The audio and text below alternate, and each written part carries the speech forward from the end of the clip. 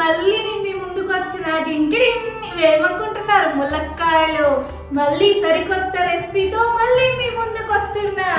మా బావ అయితే చాలా ములక్కాయలు తెచ్చిండు. మనం కర్రీ వండుకుంటే 1 డే 2 డే తింటాం, అది బోర్ అయిపోతుంది. అందుకే పచ్చడి పెట్టిండు అనుకో, చాలా రోజులు మంచిగా నిల్వ ఉంచుకొని తినొచ్చు. మన సైడ్ మేబీ చేయకపోవచ్చు, చేస్తే మాత్రం కామెంట్ బాక్స్లో కామెంట్ చేయండి. మా బావ తెచ్చిన వాటితో ఇప్పుడైతే మంచిగా నేను కూడా కానీ కొట్టి మొన్న చికెన్ పచ్చడి చేసిన సూపర్ చేసినవే, ఇంకా తినబుద్ధి అవుతుంది. అది నేను కూడా నేను అనుకుంటానా ఇంకా బాగా చేస్తామని. చూద్దాం ఎట్లా చేస్తావో, నేను కూడా చాలా ఎక్సైట్మెంట్ అవుతున్నా. ఎట్లా చేస్తావే? ఇవి ఏముంది బావా, చిన్న చిన్న పీసెస్ వేసుకోవాలి. కాదే చిన్న చిన్న కాకుండా ఇది మొత్తం ఇట్నే ఎంత ఫ్రై ఎంత మస్తు ఉంటది. ఇది పెద్ద కడాయి పెట్టాలి దీనికోసం మనం స్పెషల్ గా. కాదే బావా, ఇవి చిన్న చిన్న పీసెస్ కట్ చేసుకొని మనం స్టార్ట్ చేద్దాం. ఓకేనా? ఇంతేనా? మంచిగా రాకపోయింది అనుకో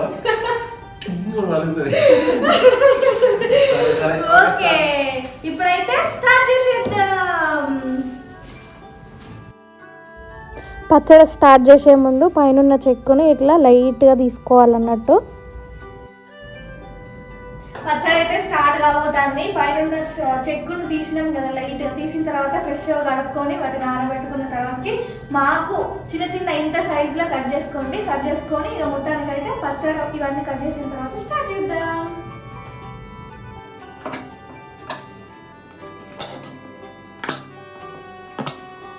ఇప్పుడైతే వేసేస్తానా?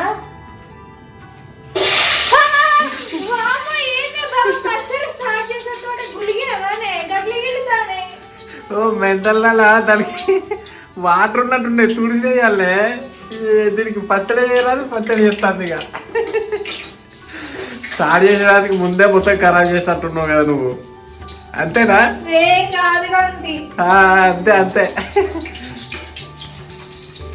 మొత్తం మీద వెళ్తాయి, మరి కొద్దిగా దూరం ఉండు.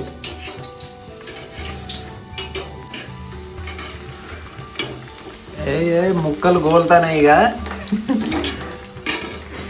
ఆహా, స్మెల్ కూడా మంచిగా వస్తుంది ఫ్రై అవుతుంటే. చూద్దాం చూద్దాం. ఫస్ట్ మొత్తం ఇట్లా చిల్లిపించిన ఇప్పుడు మంచిగా చేస్తాను. చూద్దాం. ఫస్ట్ టైం అనుకుంటే అన్ని మంచిగా చేస్తుంది. ఫ్రై చేయడం అయితే అయిపోయింది. స్మెల్ మాత్రం మస్తు అంటే మస్తు వస్తుంది అసలు. ఒకసారి చూడండి. నిజంగా నేను స్మెల్ మంచిగా వస్తుంది. కానీ ఒక్కొక్కటిగా విడిపోతానే ఎందుకు? కొంచెం కొన్ని అంటే అవుతాను. ఫ్రై చేయడం అయితే అయిపోయింది. ఇప్పుడు స్టవ్ని సిమ్లా పెట్టుకుందాం. దీనికి కావాల్సిన పదార్థాలన్నీ మనం రెడీ చేసుకుందాం. ఓకేనా? మెయిన్గా ములక్కాయ పచ్చడికి కావాల్సింది ఇక చింతపండు గుజ్జు అన్నట్టు. నేనైతే నిమ్మ సైజ్ అంత చింతపండుని తీసుకొని దీన్ని వేడి నీళ్ళల్లో నానబెట్టి తర్వాతకి పిసికి మంచిగా ఇక మిక్సీ పట్టుకొని ఇట్లా వేసిన అన్నట్టు. ఒకసారి చూడండి. ఇదైతే ఫస్ట్ వేసేద్దాం. ఎక్కువ వేసుకున్నారనుకో పుల్లగా ఉంటుంది మరి.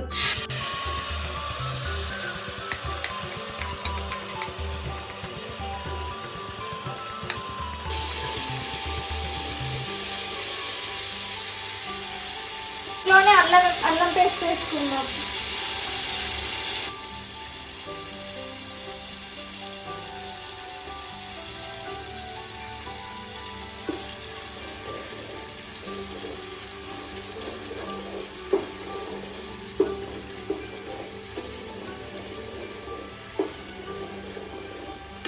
అల్లం పేస్ట్ వేసిన తర్వాతకి వీటిని అందులో వేసేద్దాం.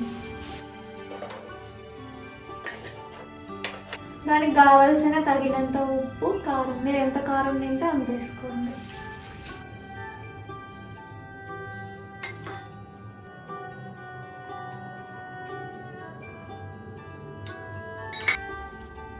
ఒక స్పూన్ మసాలా పొడి. మొత్తం కలిపేసుకున్నాను ఇక.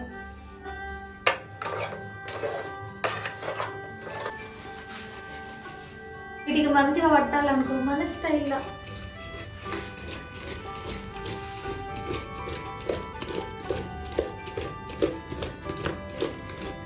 ఇట్లా వేసినాం అనుకో మంచిగా పట్టేస్తారు. దీన్ని 2 రోజులు స్టోర్ చేసుకున్న తర్వాతకి తినాలన్నట్టు, వెంటనే తిన్నాం అనుకో టేస్ట్ అంతా ఉండదు. 2 రోజులు అయితే మంచిగా మగ్గుతుంది. ఇదంతా కారం ఉప్పు మసాలా అన్నీ విడిగి పడుతుంది. పట్టిన తర్వాతకి 2 డేస్ తర్వాత తిన్నాం. ఓకే, మొత్తానికైతే మన పచ్చడి వేయడం కంప్లీట్ అయిపోయింది. మా బావ నచ్చుతాడో ఏమంటాడో చూడాలి. నా ఫస్ట్ ప్రయోగం చేసా, మా బావకు నచ్చుతుంది. గ్రేట్ అసలు.